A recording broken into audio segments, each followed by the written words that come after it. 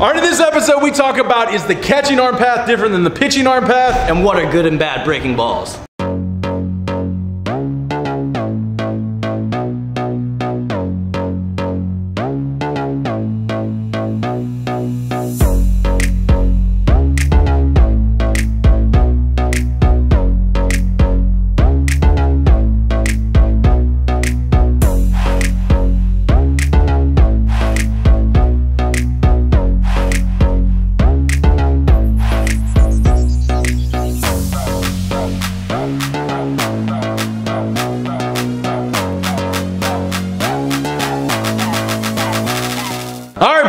Stephen Godani here, the @TopVelocity #PitchTip show, where you go Twitter, Facebook, Instagram, Snapchat, @TopVelocity #PitchTips.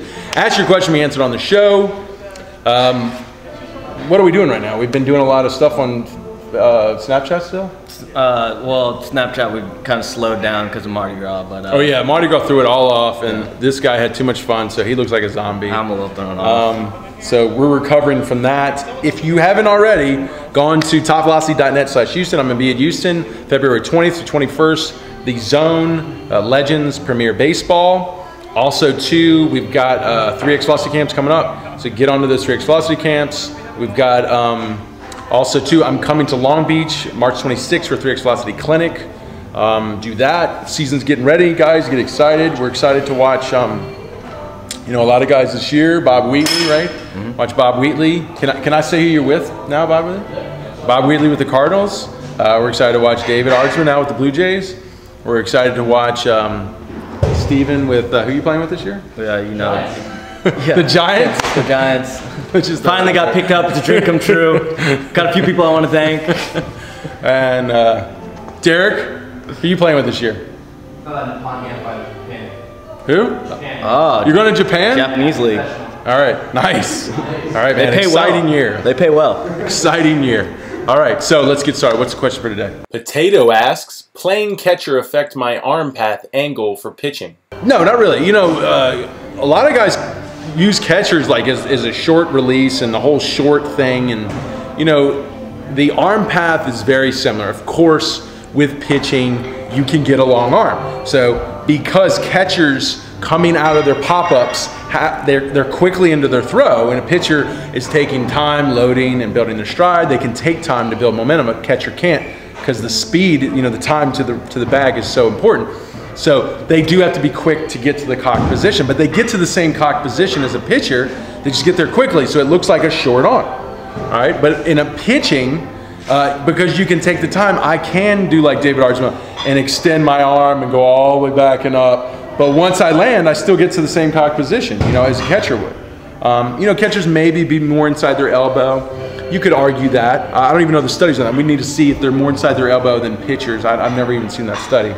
But the arm path at front foot strike, the time in the arm path, or once they get there and how it goes is the same. So pitching could affect, or catching could affect it to where you're going to want to go quick to that position, and therefore your trunk could open early and you could start your throwing phase early.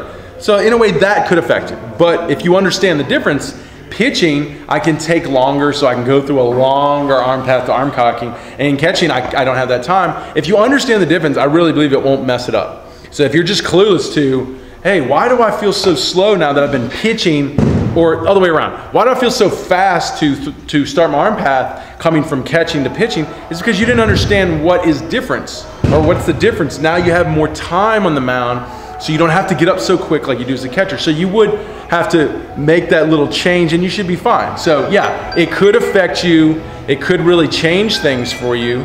But at the same time too, if you understand what's going on, if you understand, yeah, you have more time until you get to arm cocking as a pitcher, you could just take more time and then get to that same place as you do as a catcher, separate and let it go. All the same things that catchers would do when you get to front foot strike.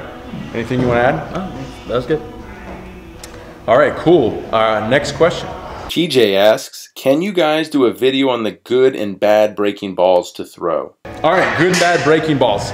You know, I criticized Fernando. Rodney? No, not Fernando Rodney. Jose Fernandez, because I blame his Tommy John to his poorly thrown slider. this is his slider. Like, first of all, getting that much elbow extension at pitch release is hard on the UCL. You want some flexion.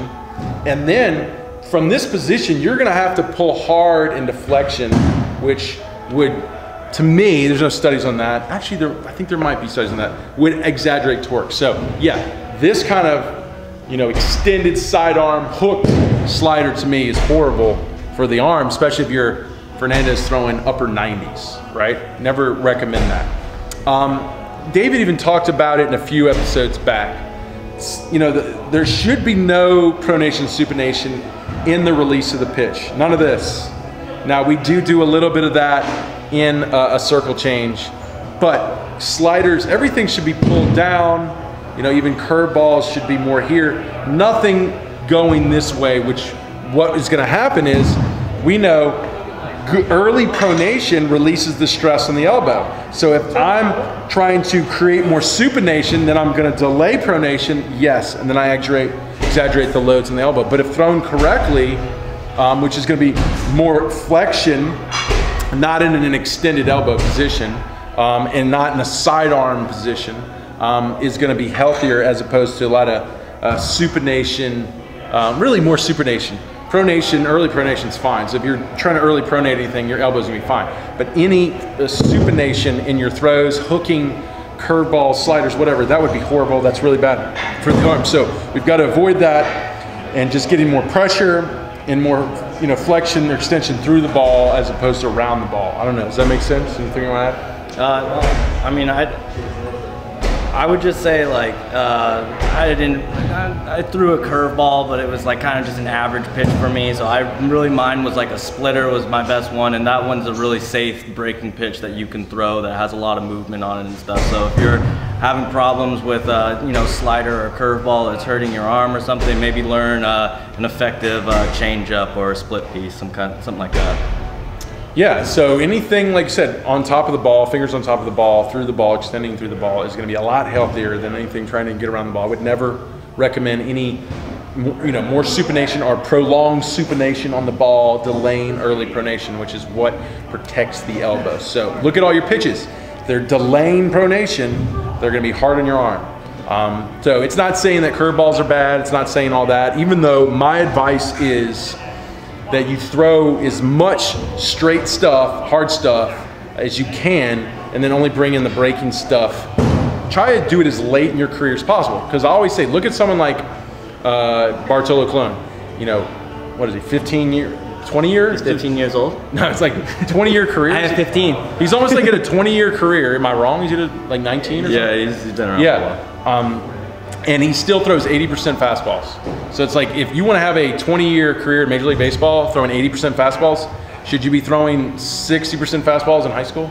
You know, so that's my approach. It's like, if you want to be those guys, and a lot of the guys you're probably idolizing are throwing a lot of straight, hard stuff, I would more focus on that. Only bring in breaking stuff as needed. Like if you're just straight up struggling, and then off season go and work on your hard stuff again.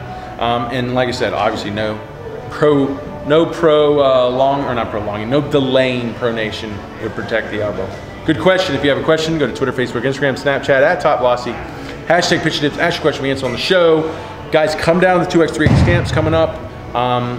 Also to Houston, Long Beach, and we'll see you on the next episode. Yeah. Holla, we them boys. Holla, we them boys.